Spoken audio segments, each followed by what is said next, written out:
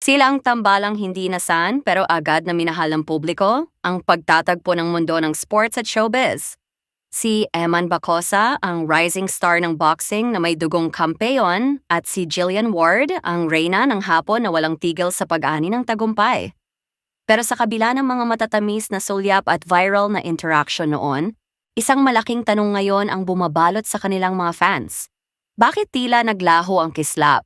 Nagkakalabuan na nga ba sina Eman at Jillian? Sa video na ito, hihimayin natin ang bawat anggulo, bawat cryptic post, at ang mga tunay na dahilan sa likod ng kanilang pananahimik. Bago tayo magsimula, siguraduhin nakasubscribe ka na sa aming channel at i-click ang notification bell para lagi kang updated sa pinakamainit na showbiz deep dives sa bansa. I-like mo na rin ang video na ito para mas marami pa tayong maabot na mga ka-showbiz. Upang maunawaan natin ang kasalukuyang tensyon, kailangan muna nating balikan kung paano nagsimula ang lahat. Ang ugnayang Eman Bacosa at Jillian Ward ay hindi nagsimula sa isang pelikula o proyekto. Ito ay nagsimula sa digital na mundo, isang modernong kwento ng paghanga. Si Eman, bilang isang atletang hinuhubog ang sariling pangalan sa ilalim ng gabay ni Manny Pacquiao, ay hindi itinago ang kaniyang paghanga sa ganda at galing ni Jillian. Ang mga netizens na laging mapagmatyag ay agad na napansin ang madalas na pag-like ni Eman sa mga posts ng actress. Hindi nagtagal, naging palitan na ito ng mga komento na puno ng emojis na tila may hidden meaning. Dito nagsimulang mabuo ang Pacquiao-Ward shippers. Ang publiko ay sabik sa mga ganitong klaseng kwento, isang matagumpay na boksingero at isang nagniningning na actress. Noong unang bahagi ng kanilang ugnayan, makikita ang suporta ni Eman sa mga milestones ni Jillian, lalo na sa tagumpay ng abot kamay na pangarap. May mga pagkakataon pa na nakikita silang magkasama sa mga events at ang bawat litrato na lumalabas ay nagiging viral sa loob lamang ng ilang minuto. Ang chemistry nila ay natural. Hindi ito pilit na love team mula sa isang network, kundi isang organic na koneksyon na tila patungo sa isang seryosong relasyon.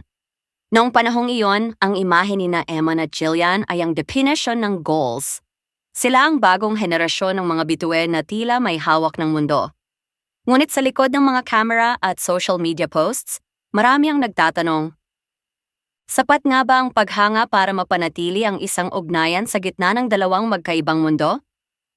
Ang honeymoon phase ng kanilang digital interaction ay nagbigay ng false sense of security sa mga fans. Nakala ay tuloy-tuloy na ang kanilang kwento. Pero gaya ng kahit anong laban sa ring o kahit anong script sa telebisyon, ang tunay na pagsubok ay dumarating kapag ang spotlight ay hindi na lamang nakatuon sa kilig, kundi sa realidad ng buhay at career. Ang unang indication ng anumang nagkakalabuan na issue sa panahon ngayon ay laging nagsisimula sa social media. Napansin ng mga fans na mula sa halos araw-araw na interaksyon, biglang naging matumal ang pagpaparamdam ni Eman sa mga posts ni Jillian. Ang mga dating heart emojis at sweet messages ay napalitan ng katahimikan. Sa mundo ng showbiz commentary, ang katahimikan ay madalas na mas maingay kaysa sa salita. Sinubukan ng mga netizens na mag-imbestiga, tiningnan ang kanilang following list, binisita ang mga lumang posts at naghahanap ng anumang senyales ng unfollowing incident.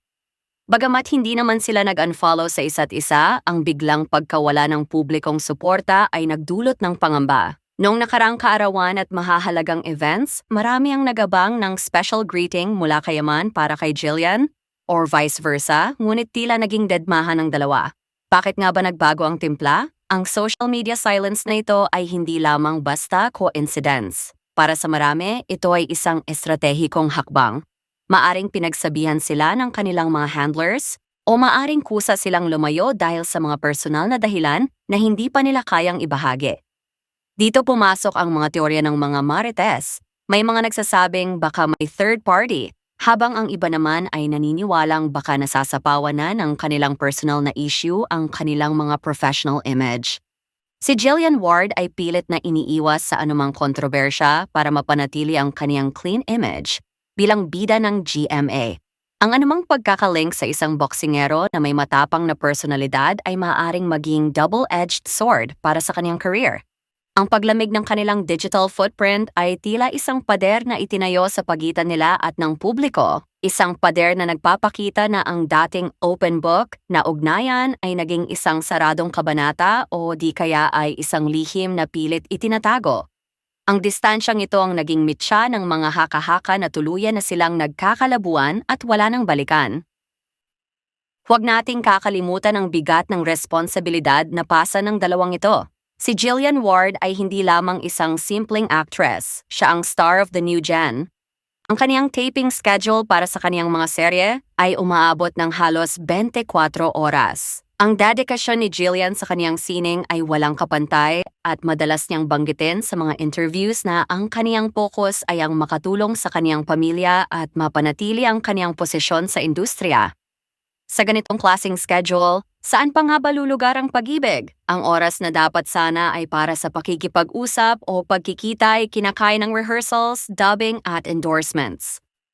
Sa kabilang banda, si Eman Bacosa ay nasa gitna ng kaniyang make-or-break period sa boxing. Ang pagiging protege ng isang Manny Pacquiao ay may dalang matinding pressure. Hindi ka pwedeng maging average lang, kailangan mong maging mahusay. Ang boxing training camp ay nangangailangan ng isolasyon. Kailangan ng matinding disiplina, tamang tulog at focus na malayo sa anumang distractions, kasama na ang mga usaping puso. Habang si Jillian ay nasa harap ng camera sa Manila, maaaring si Emma naman ay nasa puspusang training sa probinsya o sa abroad. Ang pisikal na distansya ay isa lamang bahagi ng problema. Ang emotional distance na dulot ng magkaibang prioridad ang mas matinding kalaban. Kapag ang isa ay papaya ay pagod mula sa taping at ang isa naman ay bugbog mula sa sparring, mahirap nang makahanap ng enerhiya para intindihin ang pangangailangan ng bawat isa. Ang nagkakalabuan narrative ay maaring bunga lamang ng dalawang taong subsob sa trabaho at nakalimutan ng alagaan ang kanilang koneksyon. Sa industriyang ito, maraming relasyon ang nasisira hindi dahil sa kawalan ng pagmamahal, kundi dahil sa kawalan ng oras. Ang career ni na Eman at Jillian ay nasa rurok at sa rurok na iyon, madalas ay walang puwang para sa dalawa. Kailangang pumili, ang pangarap o ang puso. At sa nakikita natin, tila pinili ng dalawa na unahin ang kanilang mga individual na destinasyon. Hindi rin natin pwedeng balewalain ang papel ng pamilya at ng publiko sa ugnayang ito. Si Eman Bacosa ay bitbit ang reputation ng pamilya Pacquiao. Bagamat hindi siya direktang anak, ang kaniyang asosasyon sa kanila ay nagbibigay sa kaniya ng isang standard na kailangang sundin.